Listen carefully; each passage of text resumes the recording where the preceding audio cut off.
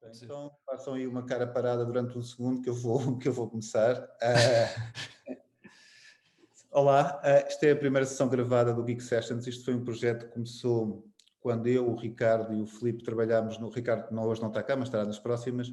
Trabalhámos em conjunto num projeto para um cliente e acabávamos as calls, tínhamos a falar de coisas geeks, tanto coisas mais próximas do que fazemos habitualmente, como coisas completamente fora em que tínhamos algum interesse em aprofundar. Depois começámos a decidir ter umas calls regulares. Mais tarde resolvemos ter um primeiro convidado, que foi o António, e depois começámos a pensar, então, por que não gravar isto e eventualmente partilhar e ter isto de forma um bocadinho mais organizada. O Ricardo não está cá para se apresentar, eu vou-me começar a apresentar. Sou o Gustavo Pimenta, muito conhecido por Gus, com pessoas que não falam português, que não sabem dizer o meu nome. Eu sou um orgulhoso generalista, o que é algo um bocado raro numa sociedade de especialistas, sendo que ao longo da vida houve 3 áreas que desenvolvi mais: design, desde micro a macro, aprendizagem, desde mentoria, aprendizagem mais formal e outros modelos, e produtividade, porque desde muito cedo percebi que sou muito preguiçoso e comecei a encontrar formas de não ter que fazer coisas chatas muitas vezes, ou como é que podia, de alguma forma, as tornar mais simples. Filipe.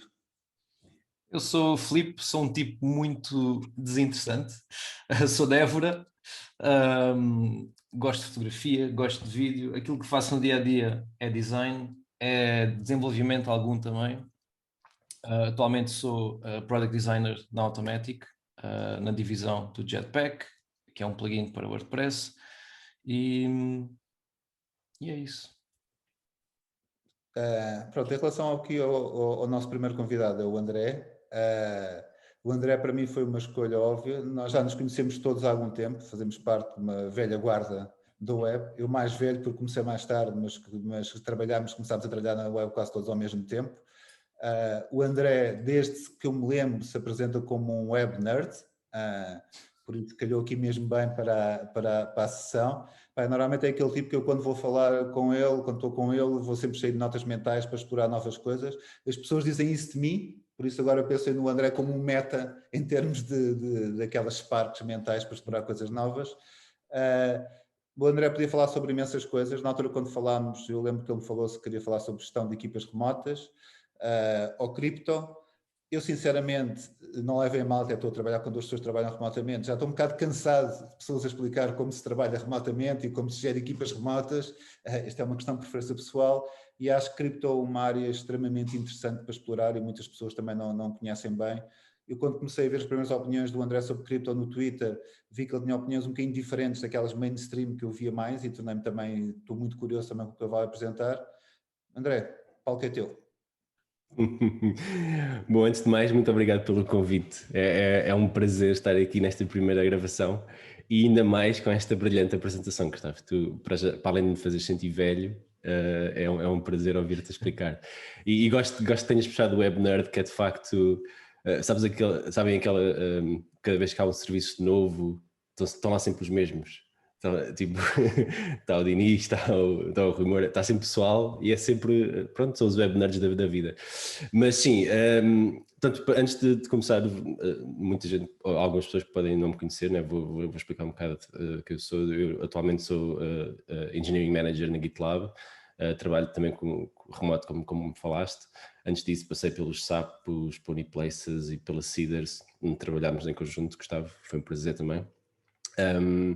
E atualmente, pronto, realmente podia vir falar de uma série de coisas. Também no último ano tem sido uma série de convites para ir falar sobre equipas remotas, portanto acho que é interessante mudar aqui o disco e falar de outras coisas. E de facto, nos últimos tempos interessei-me por esta área mais ativamente, então acho que é interessante falar disso. Antes de mais, a primeira coisa que eu quero dizer é nada do que eu vou dizer aqui é aconselhamento financeiro. Eu não sou um técnico financeiro. Antes de virem com, mas tu disseste e agora isto caiu, pronto, é mesmo só partilhar um bocado aquilo que a minha perspectiva, e que é apenas uma perspectiva, e tenho imenso para aprender. Mas pronto, o que é que me atraiu neste mundo de cripto? Eu em 2017, naquela altura dos ICOs, Initial Coin Offerings, andei envolvido nisso e meti-me a brincar com essas coisas, e depois a coisa correu um bocado mal, e tirei tudo, chateei-me e retirei. Depois, o ano passado, comecei a ouvir falar de alguns projetos interessantes e, pá, e a parte técnica começou-me a atrair outra vez e lembro-me um bocado aquele mundo da faculdade em que se lia papers, todos os projetos lançam o seu white paper e técnica de consenso e algoritmos e quando estava na Faculdade de Ciências era um dos grandes focos de estudo, era exatamente estes protocolos de consenso e os vários tipos de maneiras de fazer isso e agora vemos isso como uma aplicação muito real. E isso começou-me a atrair pela parte de engenharia e o acesso ser livre para toda a gente, ou seja, eu nunca fui muito interessado pelo mundo financeiro, mas cada vez que ia a um banco falava de aplicações financeiras a um ano em que eles ficavam com o nosso dinheiro parado e davam-nos tipo 1% de retorno, eu ficava tipo, só? Para quê? E então eu nunca entrei muito no mundo financeiro e não é isso que me atrai. Acho que o que me atrai é mesmo a questão técnica dos projetos e o que é que isso desbloqueia, as opções que isso desbloqueia.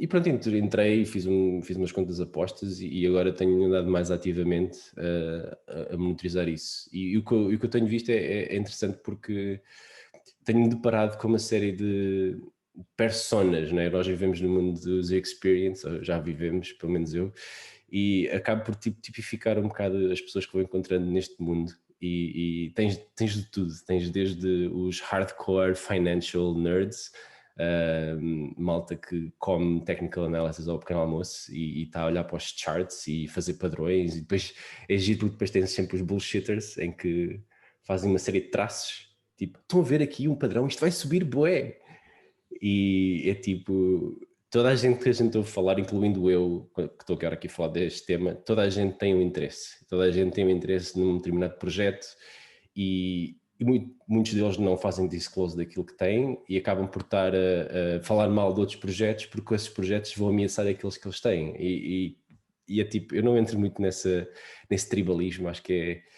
é sempre nocivo andar com o meu é melhor que o teu, porque é que não são os dois bons? Tipo, e temos visto muito isso ultimamente, em que há projetos que lançam nas redes mais estabelecidas, da Ethereum, etc. E que depois agora começam a lançar noutras blockchains e que acabam por ter o mesmo produto, o mesmo serviço, só que correm numa plataforma diferente e que têm, se calhar, custos diferentes, etc. Mas na prática o serviço é o mesmo.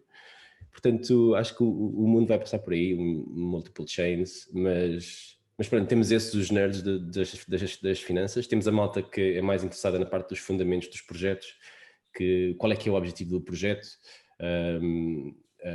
se é um projeto só para fazer store of value, como se fala que a Bitcoin se é para desenvolver aplicações centralizadas, como a Ethereum,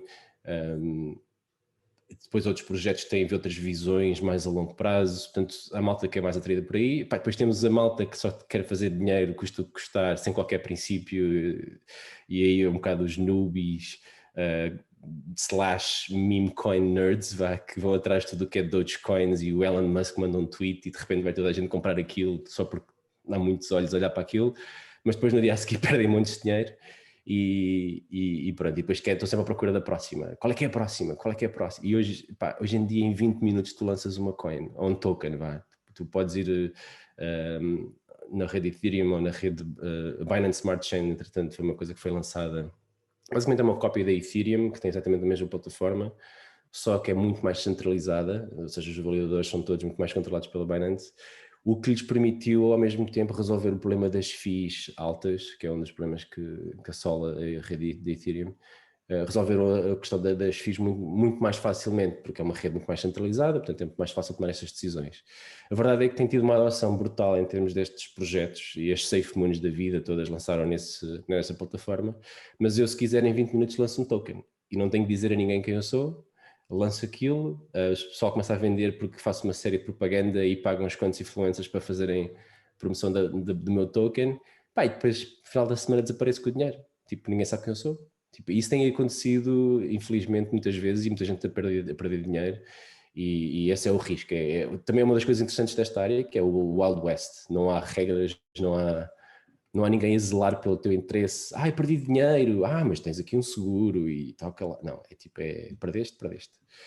Mas pronto, tens esse tipo de gente e eu, o que estavas a dizer das minhas opiniões um bocado contrárias ao normal, eu por exemplo não tenho qualquer Bitcoin, não por opção própria, não que seja uma má ideia, pelo contrário, acho que é uma ótima ideia e a longo prazo vai vingar e vai ser sempre das referências, mas optei por apostar em projetos mais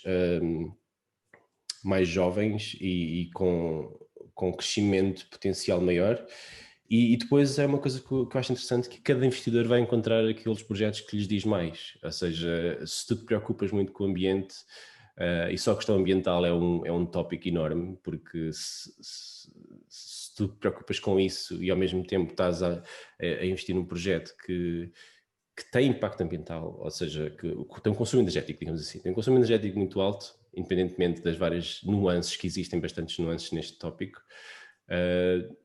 tu agora vais ter que lidar com um conflito, ou abres uma exceção para os teus princípios, ou segues a tua linha condutora e não entras aí.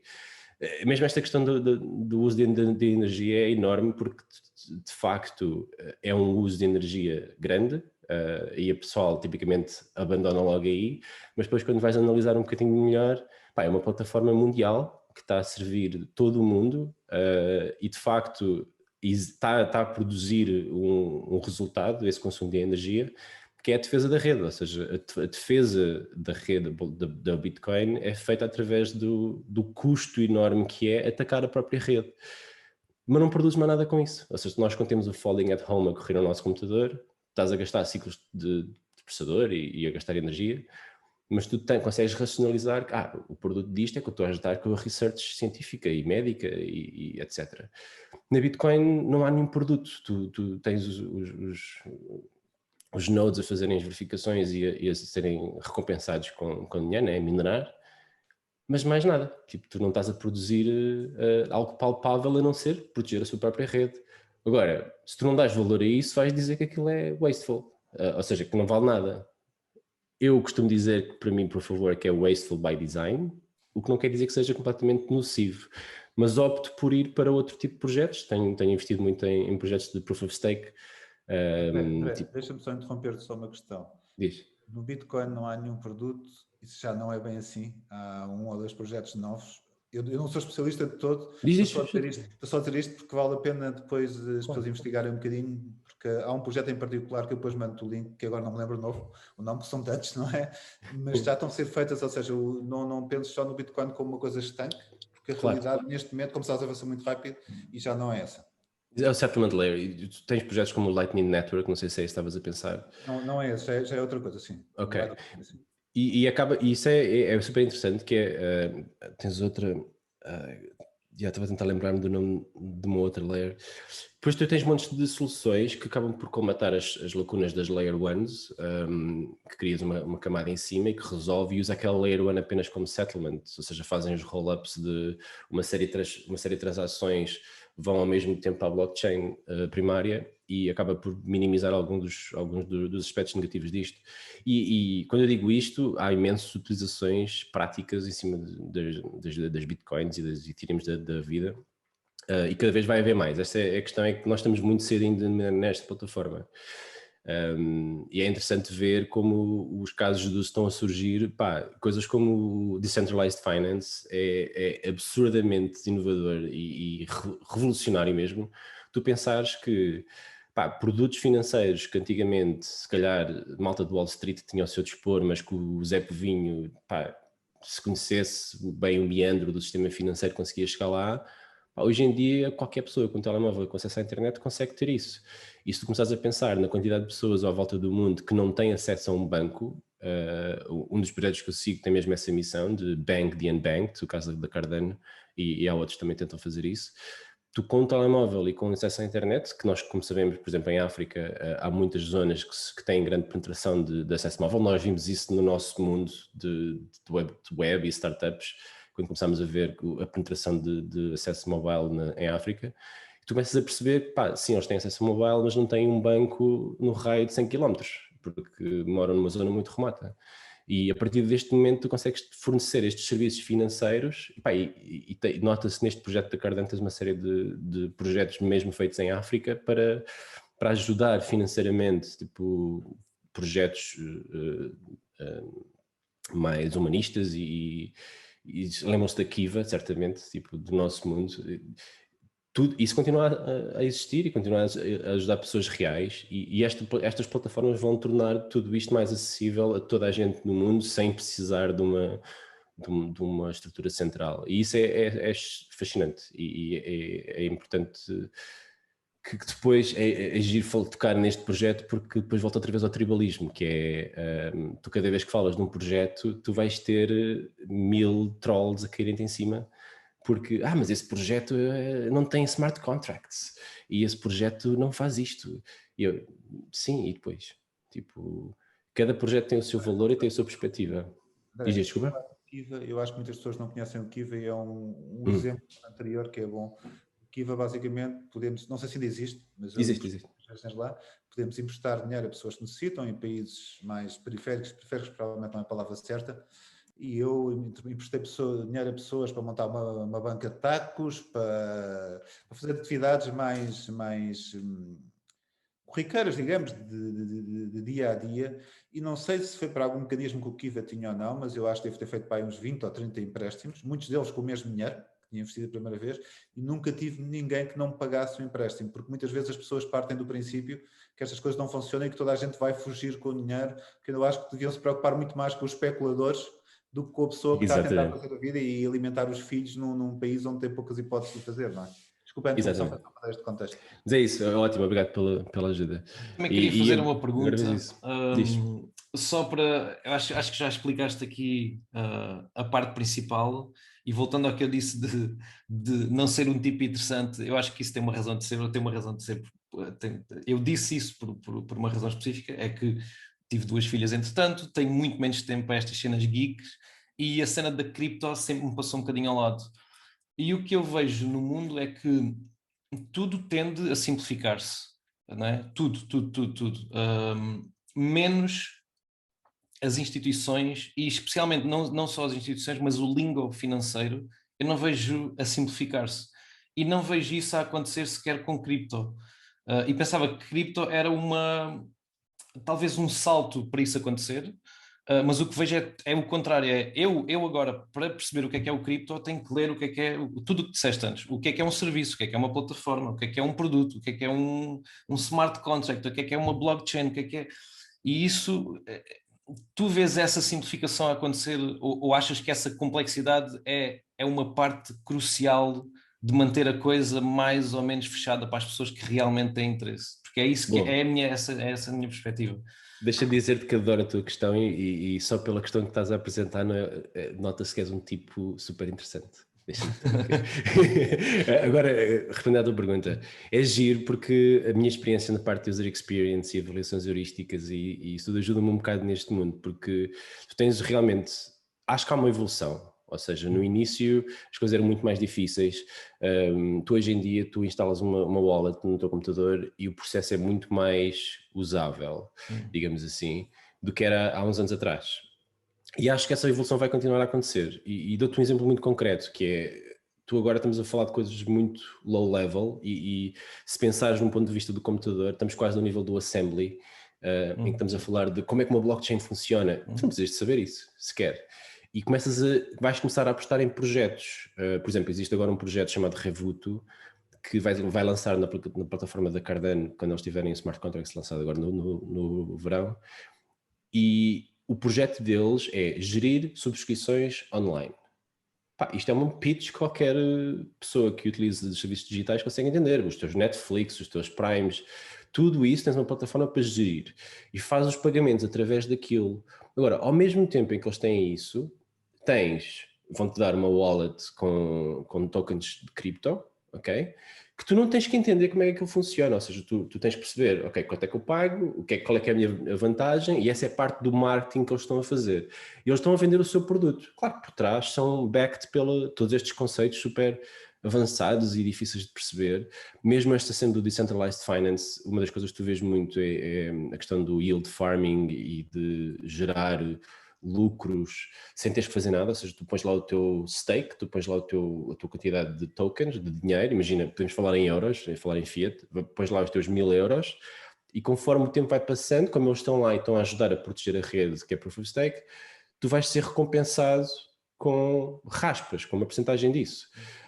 Se tu começares a pensar, ok, o pitch é, pões aqui o teu dinheiro, ele está seguro, não vai ser roubado, não sei o quê, tem two-factor authentication, tudo limpinho, mas por cada 5 dias ou por cada semana vai-te cair uma percentagem desse valor. E no final do mês, o pagamento dos teus serviços vai vir desta wallet. O pitch já não é tão opaco como outros. E a mim, o interessante é olhar para os projetos que são mais difíceis de aceder, perceber que, ok, isto não explodiu ainda, isto ainda não chegou ao mainstream. E aconteceu, por exemplo, o caso da SafeMoon, que era uma meme coin que andava aí, ainda anda aí, que é uma moeda vazia, ou seja, não tem qualquer valor em si, tem umas dinâmicas meio interessantes de cada vez que faz uma transferência, comem de X%, desses X% eles queimam parte, e outra parte é distribuída por todos os que têm esses tokens, e isso cria tipo uma série de coisas psicológicas na cabeça das pessoas, que é, espera aí, então vou receber dinheiro sem ter que fazer nada, e ao mesmo tempo a circulação vai diminuindo porque eles vão queimando, portanto isto vai subir o preço, fixe, vou tirar-me para isto. Só que no início eles não estavam listadas em grandes, nas Binance, nas Coinbases, portanto tu tinhas que entrar num mundo um bocado negro da coisa, que é na chamada Web 3.0, que é também um termo interessante para nós, porque nós vimos a Web 2.0 a acontecer de perto, e na Web 3.0 tu tens uma wallet que vive no teu computador, certo? Vais a um site que não tem acesso aos teus fundos, a não ser através de uma APIzinha do browser que opera, faz operações, mas os teus fundos estão sempre do teu lado, tu nunca passas os fundos para lá.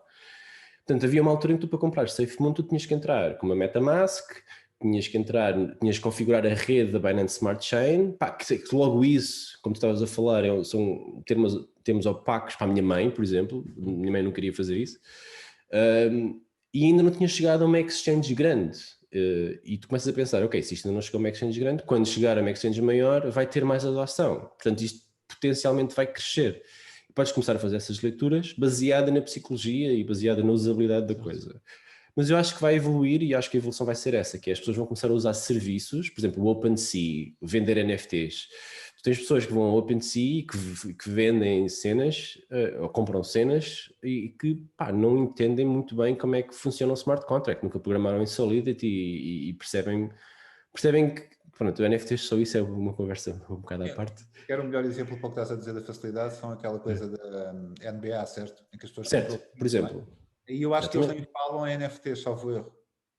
Não, eles não têm que falar, ou seja, eles podem te vender o conceito do que é o NFT e que depois podes vender a outras pessoas, e eu estou a seguir um projeto muito interessante que se chama Blanco's Block Party, que é um jogo muito ao estilo do Fall Guys, para quem conhece, mas o conceito deles é que eles têm os assets dentro do jogo, as skins, as decorações, os óculos, os chapéus, essas coisas, são todos objetos numa blockchain.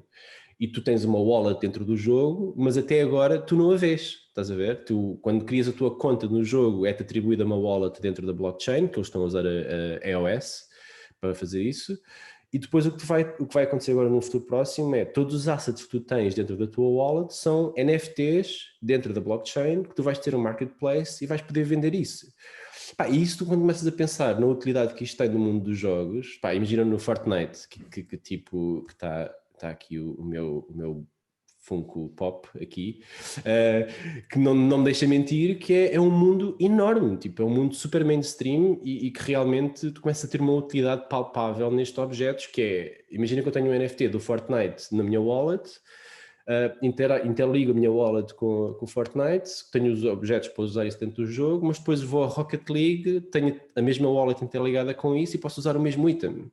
Começa a ter aqui uma série de cross-promotion entre plataformas, que sinceramente falava no outro dia com o Brian sobre isto e ele dizia-me que era, mas tens de perceber que isto é tipo um ecossistema que lhes dá muito dinheiro, eles não vão se meter a fazer brincadeiras com isto sem saberem perfeitamente como é que isto vai funcionar at large.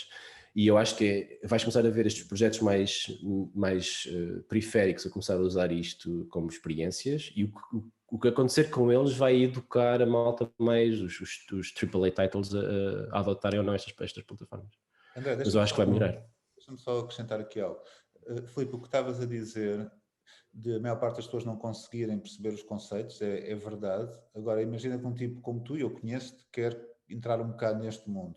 posso dizer que já tinha algum conhecimento desta área, mas muito pouco, e continuo a ter muito pouco.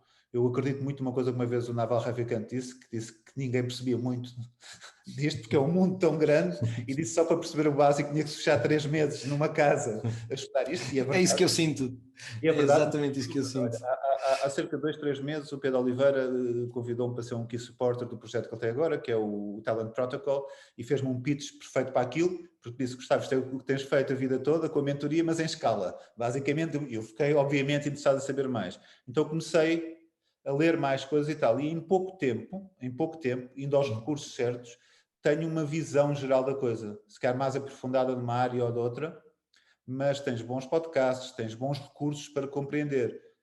Mas é evidente que cada área, pensa o que é que são os DAOs, o que é que são os NFTs, o que é isto, o que é aquilo, cada área é um mundo. Mas isso é uma vertente, mas obviamente continua a ser difícil para a maior parte das pessoas. Mas agora imagina, se tu tiveres uma rede onde as pessoas conseguem transferir dinheiro mundialmente e conseguem transferir dinheiro a alguém que está a viver em Nova Iorque, para a família que está na Colômbia, e em vez de ter que pagar aquelas FIIs todas, ser uma coisa imediata de um momento para o outro, em que praticamente não tem FIIs, isso é o que as pessoas precisam saber, é a utilidade que tem para elas. Depois podem ter mais camadas. Ou seja, há sempre os geeks, não é? Que vão estar a estudar estas coisas, a trabalhar nestes mundos ou a especular sobre estes mundos, mas eu acho que essa camada de facilidade de utilização acho que está a avançar também rapidamente. Acho que está a ganhar massa crítica. Desculpa, André. Estamos aqui a fazer o Q&A no meio da tua apresentação. Perfeito, estou a adorar, mas é isso mesmo. E Filipe, eu percebo muito bem o que tu dizes, porque o meu irmão, o gêmeo, tem 2 crianças e também falamos um bocado disto e eu notei exatamente esta diferença de disponibilidade. Eu não tenho filhos e é muito fácil para mim estar em cima do mercado. Aliás, uma das coisas, um dos meus hábitos até começou por ser, enquanto estou a jogar os meus Fortnite, os meus Rocket League e Overwatch, tenho um segundo ecrã às vezes com os gráficos do Binance a correr. Pá, isto era quando andava a fazer mais o swing trading, que é mais andar a entrar e sair de posições rapidamente dentro de uma série de horas ou uma série de dias para fazer alguns lucros. E nesses mundos, pá, há dias, à noite em que tu fazes 3 trades e tiras 900 euros de lucro e depois tipo há uma corre mal e tiras 3 mil dólares de perdas. Portanto, isto é uma maneira de estar no mercado, mas há várias. Isto é o chamado time the market, não é? Estar a tentar ver que você vai subir, descer, não sei o quê. Mas há outras maneiras de fazer isso, que é o long hodling, não é? Tipo, eu tenho muitos amigos meus que também não têm tempo para andar em cima disto, e o que andaram a fazer foi investigar um bocado o macro da coisa, perceber mais ou menos qual é que é a direção que isto está a ir, e depois tomaram umas quantas posições em projetos que eles acharam interessantes e que se alinhavam com os seus princípios de investidor, e pronto, compraram e agora esperam.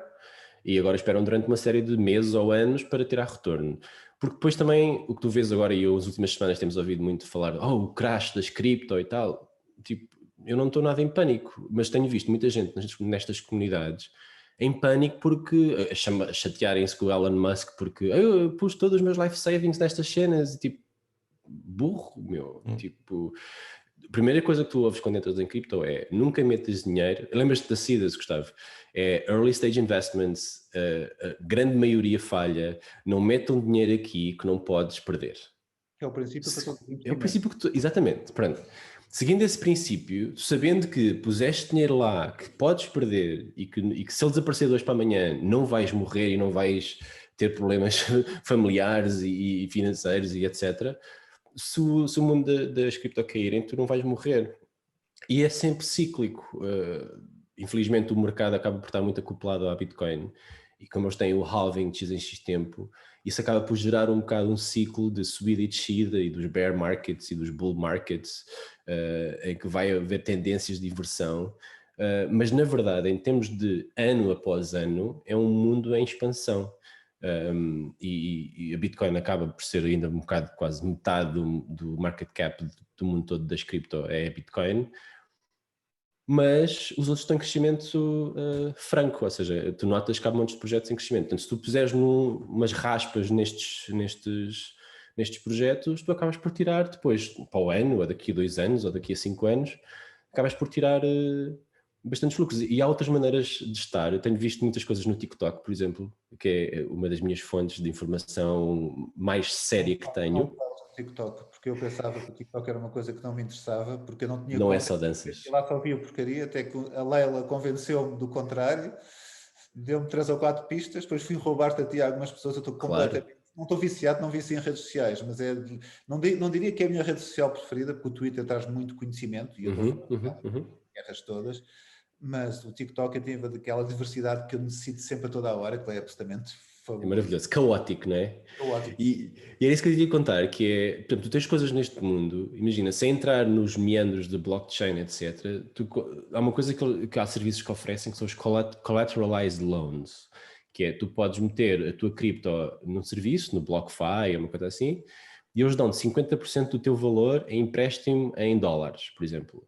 Imagina, eu sigo um gajo no TikTok que ele, em vez de vender a cripto e perder a valorização das cripto, né? Uma vez que a Bitcoin, imagina se compraste Bitcoin há 5 anos, o valor dela agora, tipo, se tu tivesses vendido naquela altura para comprar um carro, tipo, agora estavas milionário, em vez de teres comprado só um carrinho, né?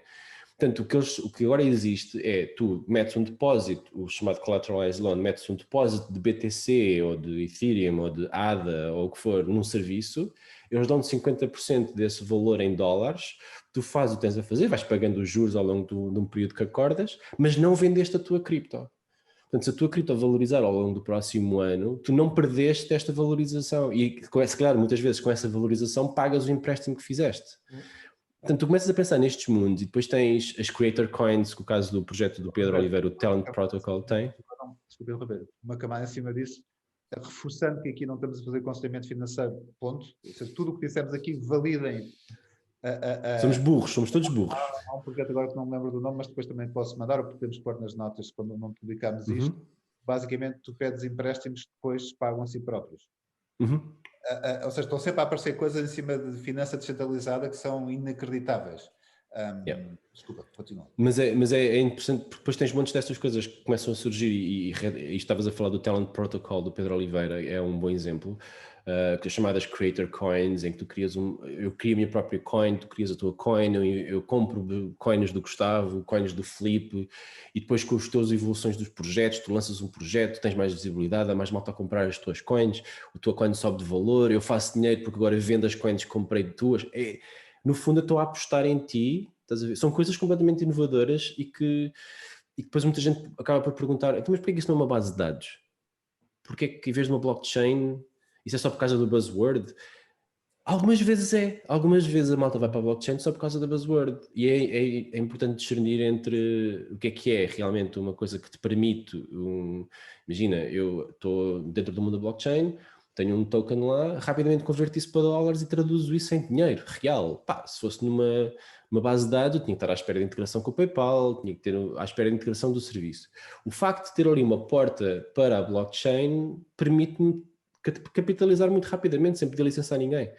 Pá, tens os mundos das DAOs, que eu esqueço-me sempre da definição das DAOs,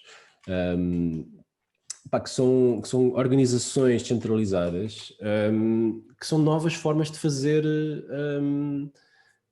tipo empresas e organismos e tudo isto é um mundo novo e que te permite muito rapidamente, em vez de financiares a tua empresa pelo típico VC, Venture Capitalist ou Angels, tu podes arranjar diretamente dos teus consumidores, tu dás-lhe a oportunidade de investir no teu projeto. E falando outra vez um bocado na usabilidade da coisa, eu sou mega fã do Basic Attention Token do Brave Browser, que é uma boa maneira de introduzir estes conceitos no utilizador comum. Eu tenho muitos colegas na GitLab que utilizam e juram a pé juntos que adoram o Brave Browser, mas não são engenheiros, não são técnicos, mas compreendem aquele pitch do projeto. Para quem não conhece, é um browser que é muito... tem adblockers e bloqueia uma série de scripts de privacidade intrusivos, etc. E que depois, como está a bloquear os anúncios dos anunciantes, tu vais visitar o site e não vês os anúncios dos anunciantes, em vez dos anunciantes te bloquearem os acessos aos conteúdos, eles podem se inscrever na plataforma da Brave Rewards para receber recompensas porque os utilizadores estão a visitar esse site. E depois, ao ver anúncios no browser, eu estou a gerar tokens para mim próprio.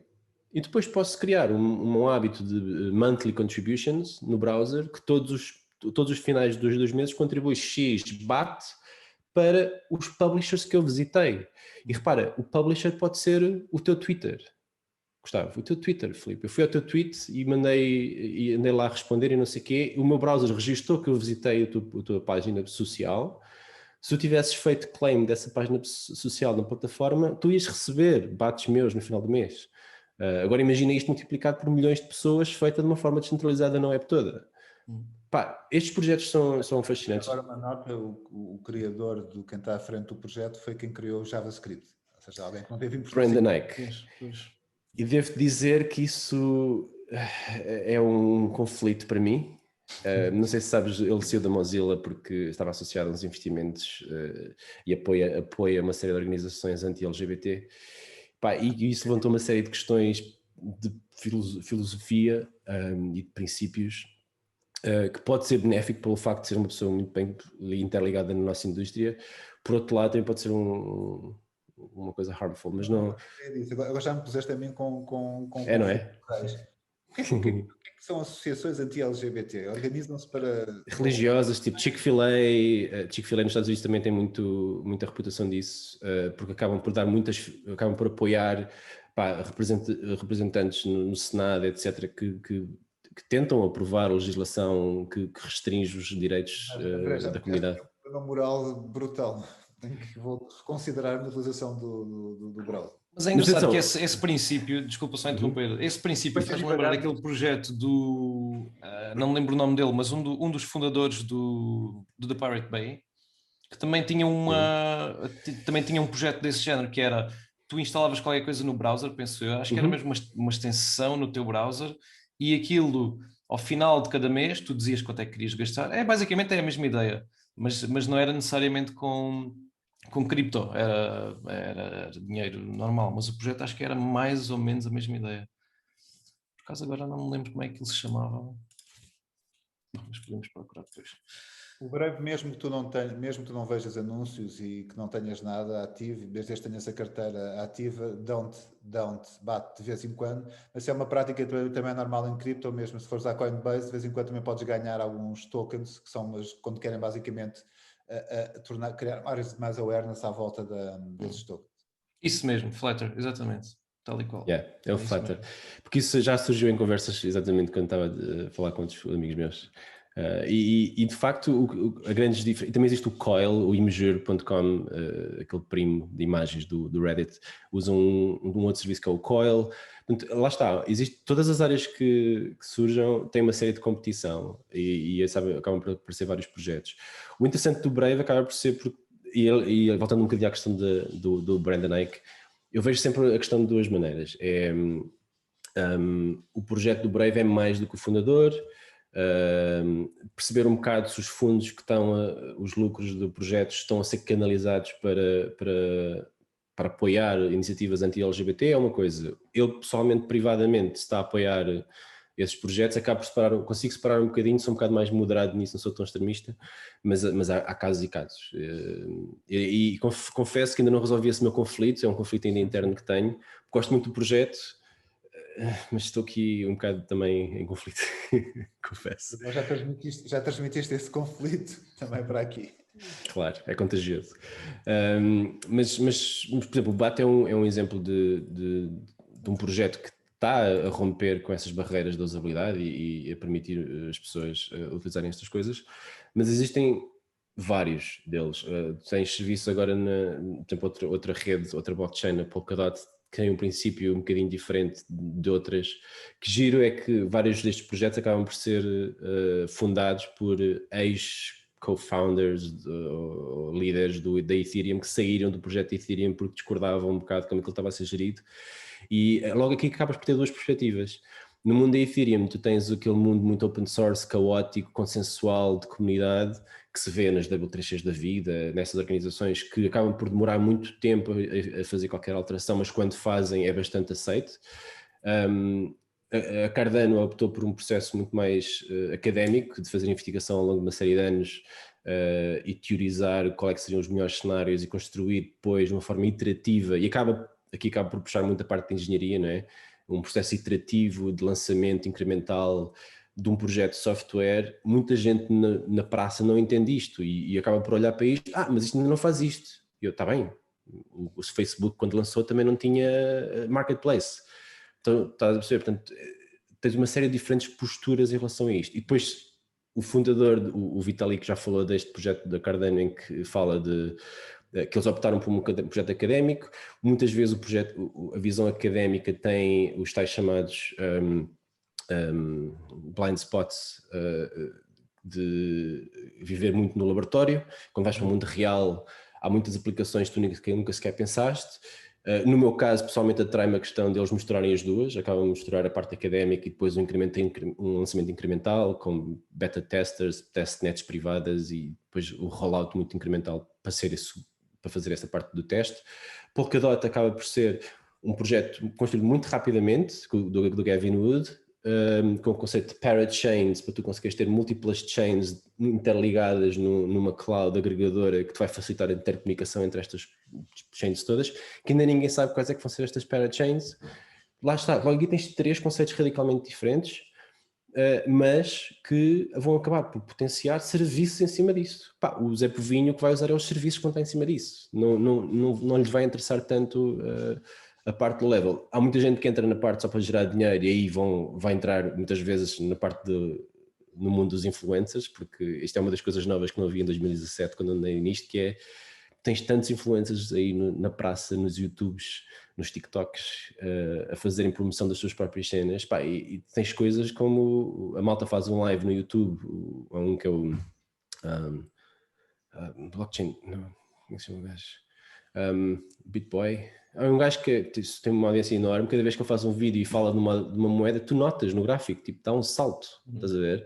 Não é a dimensão do Elon Musk, mas é ainda muito manipulável. Conforme os market caps vão crescendo, estas zonas estas capacidades de influência vão diminuindo, mas tu tens muitos influencers em que é do género, se tu não percebes muito daquilo, tu vais ser levado na certa, e lá está, como eu te dizia há bocado, os chamados rug pulls, que é eu lanço um token fictício em 20 minutos, pagam uns quantos influencers $5.000 para eles promoverem aquilo, todos eles promovem aquilo como sendo a melhor maravilha à face da terra, mas passado uma semana estão a fazer um vídeo de apology, I did not know that, e não sei o quê, mas entretanto os fundadores roubaram não sei quantos milhões de dólares, estás a ver? Portanto é preciso ter muito cuidado com as influências, ou seja, muito cuidado com aquilo que ouvimos dos experts, e há muito aquela questão do your own research, que é, eu ouço os conselhos todos dos influencers, não de todos porque também não tenho tempo para todos, mas depois vou tipo, será que se isto adequa com a minha postura? Isto faz sentido para mim? Faz sentido investir aqui nesta moeda? Há gente que adora um dos projetos mais polémicos, que é o Ripple. Eu não lhe toco, não quero. Não percebo porque é que eles querem, que é um projeto muito adorado pelos bancos, que foi exatamente aquilo que nós tentámos afastar, que é uma cena um bocado complicada de conciliar. Mas há quem adore e eu respeito, lá está. Tu investes naquilo que queres, eu invisto naquilo que eu quero e vivemos todos felizes com isso, que é o tal tribalismo de todas as áreas que surge. Aqui eu acho que é excepcionalmente forte. Há ofensas corporais porque tu falaste mal da minha moeda.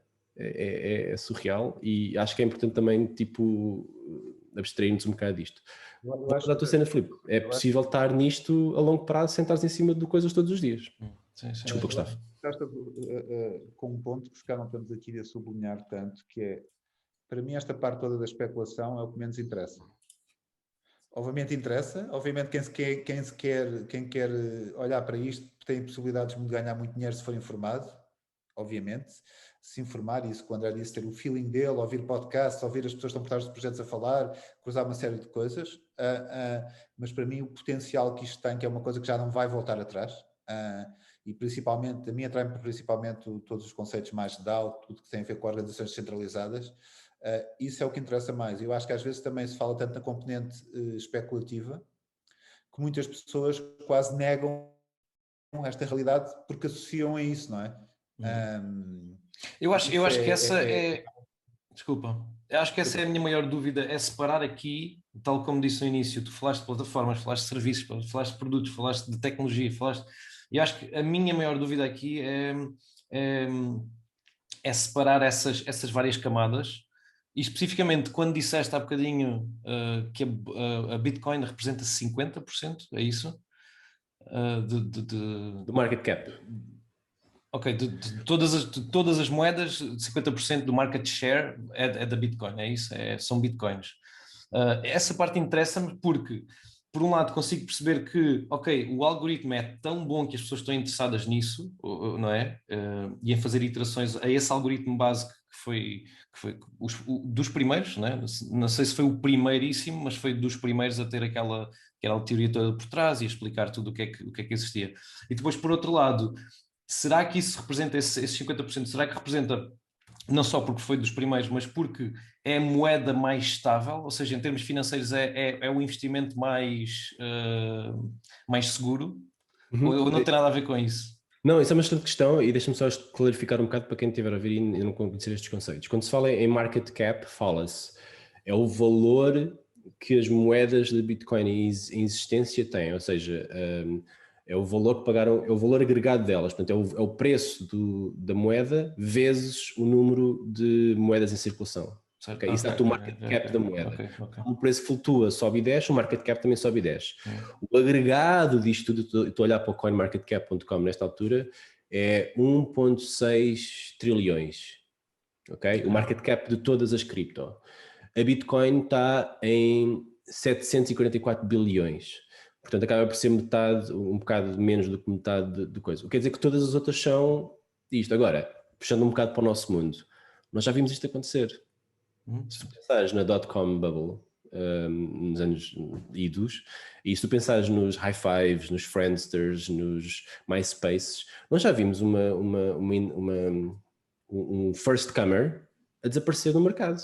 Portanto, aqui eu acho que é um bocadinho diferente porque a Bitcoin acaba por ter, eu chamo-lhe a gateway drug para o mundo das cripto. Toda a gente entra pela Bitcoin e depois começa a olhar à volta e eu, peraí, mas isto aqui está-me a dar, a Bitcoin sobe 5% e aquela sobe 40%. Se calhar, lá está, depende do teu perfil de investidor. Se queres uma coisa mais arriscada, vais saltar, que foi o meu caso. No caso de queres uma coisa mais estável, se calhar te mantens na Bitcoin. E tu vais, há sempre um bocado o conceito das shitcoins e das altcoins. A Bitcoin é a Bitcoin. Depois tens as outras. E há quem diga que todas as outras são as shitcoins, depois há os outros que gostam muito de Ethereum e que dizem que a Bitcoin e a Ethereum são as principais, e as outras é que são as shitcoins. Para mim é tudo shitcoin, não interessa, é tudo mal. Deixa só clarificar aqui uma questão, Filipe. Quando disseste que se faz muita coisa em cima da Bitcoin, não se faz. As pessoas associam muito o Bitcoin à analogia ao ouro e associam muito essa questão do valor que tens, não é pelo que se faz em cima dela. Agora há projetos, como estava a dizer o André, depois tem que descobrir... Lightning Network é uma das maiores. Interessantes, mas no Ethereum é que fazes muita coisa em cima daquilo. O Ethereum é que fez mais como uma plataforma. Não, aquilo que eu diria como algoritmo, aquilo que eu disse como algoritmo, se calhar essa distinção só existe na minha cabeça. Mas para mim há a questão financeira, né, de investimento na moeda, e depois há a questão da tecnologia que está por trás. Né? E o algoritmo, calculo eu, que seja diferente para cada uma. Disseste que havia o parent chain numa, há uma que faz a validação de cada um, sei lá. Ou seja, para mim há essas duas partes. No nível muito acima, há essas duas partes, que é a parte tecnológica e a parte financeira, que por acaso vivem agregadas na Bitcoin, mas que se calhar no projeto, que tal como vocês estavam a dizer das organizações, existe a parte tecnológica, mas com outro propósito, não é? de gerir e organizar grupos de pessoas, não é? Portanto pode não ser, pode não ser utilizado só para essa questão financeira. O Bitcoin está mais associado a algo mais estanque, apesar de certo, exatamente, sim. O Ethereum, por exemplo, é visto mais como uma plataforma, porque nem sei, André, a quantidade destes projetos são feitos em cima do Ethereum, mas é brutal, não é? Sim, a grande plataforma de Decentralized Applications é a Ethereum. E são as duas blockchains, aqui é importante perceber, são as duas blockchains, e só para simplificar um bocado, Filipe, todos os projetos de blockchains acabam por ter um conceito comum, que é uma cadeia de transações pública visível por todos, mas para validar cada um dos blocos tu precisas da entidade do validador. E a entidade desse validador e o algoritmo que eles usam para validar estes blocos é que vai variando entre cada uma das chains. No caso da Bitcoin e da Ethereum é o conceito de Proof of Work, que no fundo é uma série de desafios criptográficos que os miners têm que fazer e quando acertam são recompensados com Bitcoins e Ethereums. No caso do Proof of Work da Cardano, por exemplo, que existe também diferentes tipos... Proof of Stake da Cardano, que há vários tipos de Proof of Stake. não tens que fazer esse trabalho criptográfico. É um conceito de teres uns validadores, ok? Que tu basicamente delegas os teus fundos da tua wallet para esses validadores e por estares a criar um bolo de moedas associadas a esse validador, tu vais ser recompensado em proporção. E são esses validadores que vão gerando os blocos da blockchain. Depois lá está. Quando tu queres investir no preço, no token ou na coin destes projetos, tu não... É como tu dizes, é um bocado separado. Tu vais à Binance da vida, ou à Coinbase da vida, ou até à Revolut, que eu não aconselho, porque não consegues tirar de lá as moedas. Ou se calhar já consegues, não sei muito bem. Mas não aconselho, à mesma. Tu compras uma moeda e amanhã vendes. Portanto, se quiseres fazer isto, do ponto de vista apenas financeiro, podes. O que acaba por acontecer, por exemplo, no caso da Ethereum comigo, eu olho para a plataforma e reconheço o valor e a inovação revolucionária que tiveram. Como plataforma, do ponto de vista de engenharia, os meus grandes problemas com o Ethereum ele foi pensado de uma maneira em que as fees que tu pagas para executar smart contracts, quase como se pensares na Amazon EC2, tu pagas pela computação que usaste, aqui tu também tens de ter um custo para correr smart contracts, senão fazia um ataque à rede, punha um infinite loop a correr no smart contract e a rede ia abaixo. Portanto, tu tens que pagar para aquilo que estás a usar. Só que o que eles estão a pagar é em Ethereum. Com o valor da Ethereum a subir, as fees também sobem. E tu tens o descalabro que é, eu queria correr uma ação na Ethereum numa aplicação, imagina, passar $50 para uma aplicação financeira e a fee é $150. E sinceramente, a malta que usa a Ethereum justifica isto porque eu, ao entrar neste projeto agora, nesta fase, e pagar $150, vou ganhar 5.000. Na minha perspectiva filosófica, eu estou a alimentar um sistema que está quebrado. Estou a alimentar os miners, que estão a fazer rios de dinheiro com esta realidade, e que quando um dia quisermos mudar isto, que é o que está a acontecer, que eles querem introduzir umas alterações no Ethereum, tu vais ter aqui dois mundos, que é os miners vão perder a sua galinha dos ovos de ouro e investiram em hardware caríssimo e nada os impede de fazer um hard fork e deixarem de apoiar essa rede. Tipo, como é que isto vai... Ou seja, do ponto de vista de engenharia é um projeto estanque. No projeto da Cardano, que é um dos que eu obviamente claramente mais apoio, mas não é aconselhamento financeiro, eles têm o conceito de poderem ir mudando a rede, ou seja, para além de poderem ter votos de quem tem Cardano na própria blockchain, para imagina que querem alterar a proporção das fees, metem a votos a coisa da comunidade e a malta com as suas wallets vai poder votar, olha, vamos puxar as fees para baixo. Para além de que tem uma série de outros conceitos, como já ouviram falar dos hard forks, que tens o Ethereum, depois tens o Ethereum Classic, tens o Binance, o Bitcoin Cash, tudo isto são hard forks de uma moeda original e que depois a malta a ideia deles era que a malta fosse passar a usar o Bitcoin Cash e a malta ficou no Bitcoin e há aqui uma série de coisas. A Cardano consegue fazer alterações fundamentais ao protocolo usando uma ferramenta que eles têm que é o Hard Fork Combinator, combinam as duas redes, encapsulam uma na outra e continua a ser a mesma token, a mesma coin sem ser alterada. E este tipo de coisas, o que a mim me mostra é, do futuro, é uma rede muito mais adaptável. Por um lado, financeiramente, se calhar é mais arriscada porque pode mudar de um dia para o outro. Por outro lado, do ponto de vista de necessidades do ecossistema, dá mais confiança que vão ser capazes de se adaptar. E depois há uma série de outros conceitos, não vale a pena entrar agora aqui, mas só para mostrar que, do ponto de vista técnico, vai ter impacto na utilização real no mundo dia a dia. Agora, como é que isso depois é gerido? Depende. A Ethereum está a tentar introduzir umas alterações há muito tempo que chamam de Ethereum 2.0, querem passar de Proof of Work para Proof of Stake, e tudo isto é um processo enorme porque tens aplicações a correr em cima disto, tens utilizações diárias. É como nós pensarmos, eu quero agarrar num projeto tipo Google e quero mudar isto para ser uma coisa completamente diferente, ou lançar um projeto de raiz. Tenho muito mais liberdade de direção. O Ethereum é um petroleiro, estás a ver? Os outros são barquinhos pequeninos. Sim. Vantagens e desvantagens. André, deixa-me fazer-te uma pergunta. Nós temos cerca de 10 minutos. Eu queria mudar de tema radicalmente. Go! Eu raramente vou ao Facebook, mas quando vou ao Facebook, eu adoro o que eu vou ao Facebook fazer, ou é ver aniversários, ou ver as tuas discussões com trolls e com pessoal de desinformação que eu acho fenomenais, e os longos testamentos que tu também escreves, tal como eles, e tentar prová-los do contrário. Podes falar um bocadinho sobre isso? Posso. É giro porque tenho muitas pessoas que me vêm falar disto e só para contextualizar o que é que está a dizer. No fundo, há duas posturas. Eu não gosto do Facebook, não gosto da invasão de privacidade, não gosto do que eles fazem com os nossos dados e apoio muito as pessoas que saem do Facebook, concordo perfeitamente. Mas depois tens aquela perspectiva de, nós vimos o que aconteceu nos Estados Unidos, com a ideologia do Steve Bannon, nós vimos o que aconteceu no Brasil, com a disseminação de desinformação através do WhatsApp, e estamos a ver o que está a acontecer em Portugal também, né? Com o extremismo a crescer. E ao ausentar-me destas redes, acabo por um lado, não ser afetado pessoalmente, mas do ponto de vista de comunidade, acabo por não estar envolvido nestas discussões. Então o que eu tento fazer é, cada vez que eu vejo um comentário que é facilmente provado que é falso, e reparem, nós temos uma destreza na web que muitos dos utilizadores do Facebook não têm. Nós conhecemos os snopes.com, os fact-checkers, nós podemos fazer uma image search no Google muito facilmente, ou até usar outros serviços ou archive.org, ou seja, nós conhecemos toda uma série de ferramentas na web que muitos dos comuns mortais não têm. E eu sei que é um bocado arrogante, mas acho que vocês percebem o que eu quero dizer. Então, o que eu acabo por fazer é, cada vez que eu vejo um comentário de um amigo meu, ou principalmente em posts de páginas públicas de jornais, porque é aí que passam muitos olhos por aí, é um comentário, seja inflamatório, desinformado,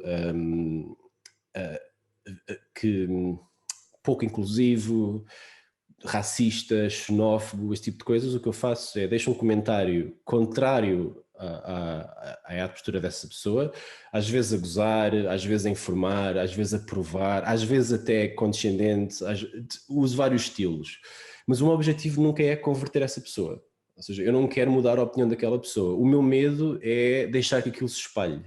Então os meus comentários são para as pessoas que vêm a seguir. Nós lembramos na Web 2.0 que havia sempre o topo do iceberg, eram os ativos, depois tinhas os passivos, não é? Os lurkers, que olhavam para os comentários e não comentavam. Portanto, tu cada vez que fazes uma thread de um post do público com 300 comentários, tu podes ter certeza que tens 3.000 pessoas a passar os olhos para aquilo, ou mais. Então pronto, essa é a minha postura, deixo um comentáriozinho contrário, às vezes engajo mais, às vezes engajo menos com eles, e acabo por deixar a minha postura para as pessoas que vêm a seguir. E tenho aprendido imenso com isso, já acabei conversas em que tive, naquela altura daquela cadeira de cidadania que dava na escola cá em Portugal, tive um pai que começámos a pegar-nos cá em cima e no final tivemos a falar em privado para lhe mandar o PDF que encontrei numa outra thread do professor dessa cadeira que partilhou para mostrar como é que os temas eram abordados de uma forma bastante sensata e bastante inteligente. E depois saímos dali um bocado com respeito, ok, olha, eu não sabia. Fixe, ok. E também tenho outro caso de um gajo que me ofereceu porrada. Eu moro em Sintra, tu moras em Lisboa, encontramos aí num sítio e a gente fala aí como homens. E eu, masculinidade tóxica, pronto, tudo bem, ainda vives nesse mundo. Mas é interessante e acabo por aprender bastante com isto. Eu acho fascinante. O único problema é por estar a abrir sempre para ver mais comentários e isso tudo. Agora aparecem-me anúncios desse tipo de sites. Yeah.